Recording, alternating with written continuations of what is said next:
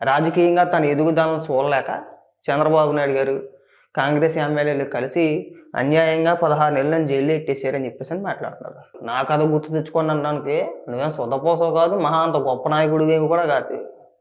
కొన్ని జీవితాన్ని 10 మంది ఆదర్శంగా తీసుకోవాలంటే అంతకుమించి దరిద్రం ఇంకొకటి ఉండనే ఉండదు. ఒకవేళ నిజంగా నువ్వు అదే విధంగా అదే చెప్తున్నావేమో నాకు అర్థమైంది. జగన్మోహన్ రెడ్డి క్లియర్గా ఏమని చెప్తున్నాడంటే నా జీవితాన్ని ఆదర్శంగా తీసుకోండి అని చెప్తున్నాడు. పొరపాటున పని చేయమాకండి, దానికి మించిన దరిద్రం ఇంకోటి ఉండదు. మీ బతుకులు జైలు పాలు అయిపోతాయి, జీవితం అంతా జైల్లో ఉండాలి. జగన్మోహన్ రెడ్డి దగ్గర డబ్బు ఉంది కాబట్టి 16 నెలలు జైల్లో ఉండి బెయిల్ మీద బయటకు వచ్చాడు. కానీ జగన్మోహన్ రెడ్డిలాగా ఎవడైనా ఆలోచిస్తే మీరు జీవితాంతం జైల్లో గడిపేయాల్సిందే. మన జీవితం ఏమైనా అంత ఉత్తమమైన జీవితమా? తండ్రి అధికారాన్ని అడ్డం పెట్టుకుని రాష్ట్ర ప్రజల సొమ్ము మరమరాలు తిన్నట్టు తినేసాడండి. మామూలుగా కాదు, 1 కాదు 2 కాదు, ఏకంగా దాదాపు 1,00,000 కోట్ల రూపాయలు తినేసాడు. ఈడీఏ 43,000 కోట్ల రూపాయల ఆస్తులు జప్తు చేసిందంటే జగన్మోహన్ రెడ్డి తినేసింది ఎంత ఉంటుందో ఒక్కసారి ఆలోచించండి. జప్తు చేసిందే 43,000 కోట్ల రూపాయలు. ఎక్కడి నుంచి వచ్చేసింది నీకు?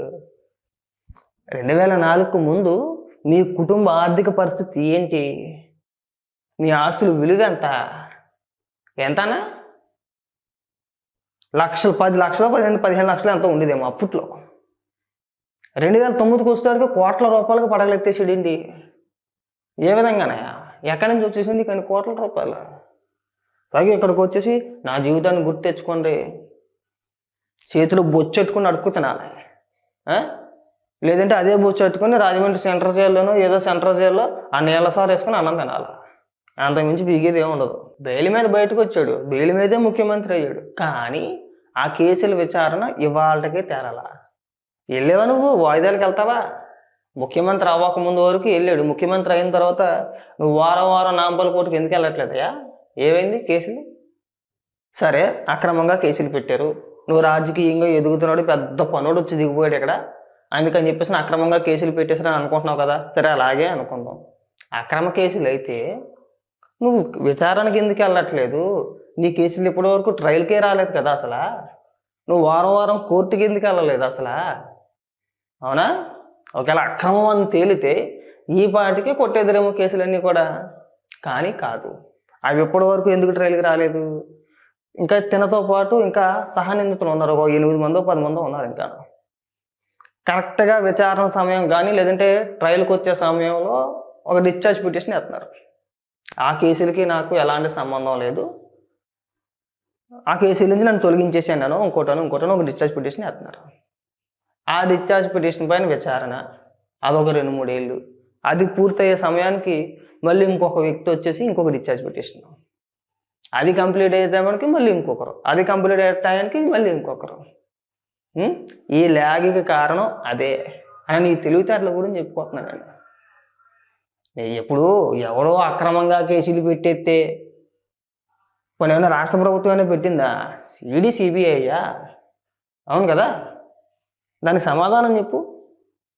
అక్రమంగా పెట్టేసారు, నేను 16 నెలలు జైల్లో ఉన్నాను. ఈసారి నువ్వు చేసిన అవినీతి ఒకవేళ నిజంగా బయటపడితే కనుక 3 ఏళ్ళు అయినా కానీ నువ్వు బయటికి రావు. ఇదైతే పక్కా అర్థమైపోయింది ఆల్రెడీ. ఎందుకంటే మద్యం కుంభకోణం పైన ఆల్రెడీ సిట్ ఏర్పాటు చేశారు, అది విచారణ జరుగుతుంది, అది స్టార్ట్ అవుతుంది. ఆ భయం పట్టేసుకుంది ఆల్రెడీ. ఆ భయం పట్టేసుకొని ముందే హింట్ ఇస్తున్నమాట, నన్ను ఏ క్షణానైనా అరెస్ట్ చేయొచ్చు, ఏ క్షణానైనా నన్ను తీసుకెళ్ళి లోపలేస్తారు, అయినా సరే బాధపడవసరం లేదు అంటే ముందే చెప్తుంది అనమాట. నా పైన దొంగ కేసులు పెట్టి అరెస్ట్ చేస్తారో ఎవరో నమ్మమాకండి, రాష్ట్ర ప్రజలు ఎవరో కూడా దీన్ని నమ్మొద్దు చెప్పే ప్రయత్నం అన్నమాట.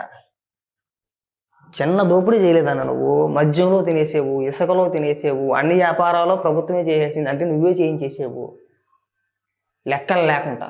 మద్యం అమ్మేది కరెక్టే, ప్రభుత్వమే అమ్మింది మద్యం, కానీ ఎక్కడా కూడా డిజిటల్ పేమెంట్లో లేకుండా ఓన్లీ క్యాష్. ఇవాళ రోజుల్లో మనం చూస్తాం, చాలా సందర్భాల్లో కూడా చెప్పుకున్నాం. చిన్న టీ షాప్ కూడా ఆ షాపులో ఖచ్చితంగా ఫోన్పేనో గూగుల్ పేనో మర్చెంట్ పేమెంట్ ఖచ్చితంగా, డిజిటల్ పేమెంట్ ఖచ్చితంగా ఉంటుంది. కానీ ప్రభుత్వం అమ్మే మద్యం దుకాణాల్లో మాత్రం అలాంటిది పెట్టలేదండి. ఓన్లీ క్యాష్ ఇవ్వాలా, ఆ క్యాష్ అంతా సాయంత్రానికి జగన్మోహన్ రెడ్డి కొంపకి చేరుకోవాలి. సాయంత్రానిక 10 రోజులకా 20 రోజులకా తెలియదు పక్కన పెట్టేస్తే ఖచ్చితంగా ఆ క్యాష్ అంతా జగన్మోహన్ రెడ్డి కొంపకి చేరుకోవాలి. నువ్వు ఎంత కొన్నావో తెలియదు, ఎంత కమ్మేవో తెలియదు, ఆ డబ్బు ఏమైపోయిందో తెలియదు. అదొక్కటైతే ఇసుక మరొకటి. ఎందులో దోచేయాలో చెప్పి అన్నిట్లోనూ కూడా దోచేయడమే కదా, ప్రతి దాంట్లోనూ కూడా. పైగా ఇక్కడికి వచ్చేసి ఉపన్యాసాలు, మళ్ళీ దొంగ కేసులు పెడతారు, మళ్ళీ జైలు వేస్తారు. అన్న ఈసారి ఎత్తే నువ్వు బెయిల్ మీద బయటకు వచ్చే విధంగా అయితే ఉండదు. నువ్వు అనుకుంటున్నావేమో ఏముందిలే, అదే లెక్క జగన్మోహన్ రెడ్డికి.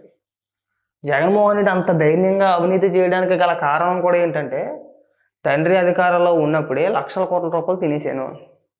మహా అయితే ఏం చేయగలిగారు? 16 నెలలు జైల్లో ఉంచగలిగారు. న్యాయస్థానాలు ఉన్నాయి మనకి, ఏదో రకంగా బెయిల్ తెచ్చుకోవచ్చు. బెయిల్ మీద బయట తిరిగేయచ్చు, బెయిల్ మీద బయట బతికేయచ్చు. మనకి సిగ్గా పాడా మన బతుక్కి. 11 ఏళ్ళ పట్టి బెయిల్ మీద బతుకుతూ నువ్వు చెప్పే సొల్లు ఉపన్యాసాలు ఇవి ఏమో వద్దులే.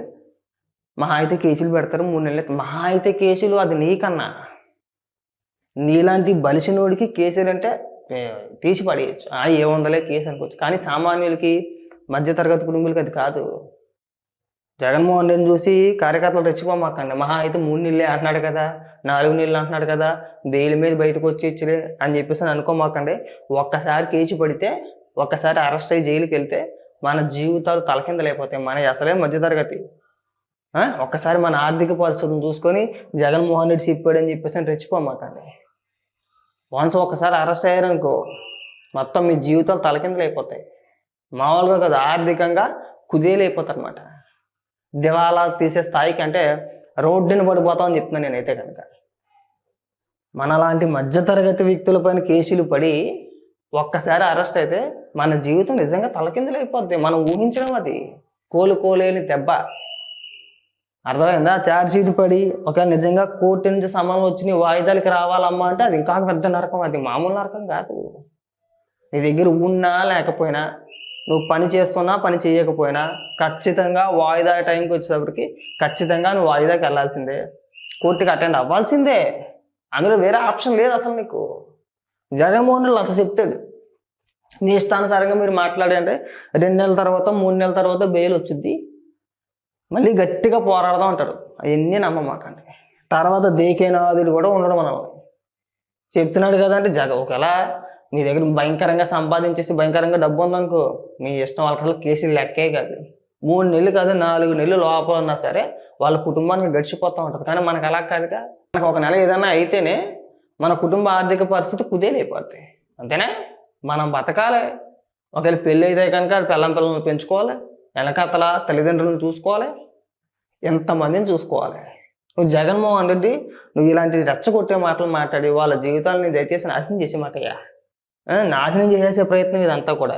లేకపోతే జగన్మోహన్ రెడ్డి జీవితాన్ని ఆదర్శంగా తీసుకోండి, నాలాగా కేసులు ఎట్టించుకొని లోపలికి వెళ్ళిపోండి అని చెప్తుంది.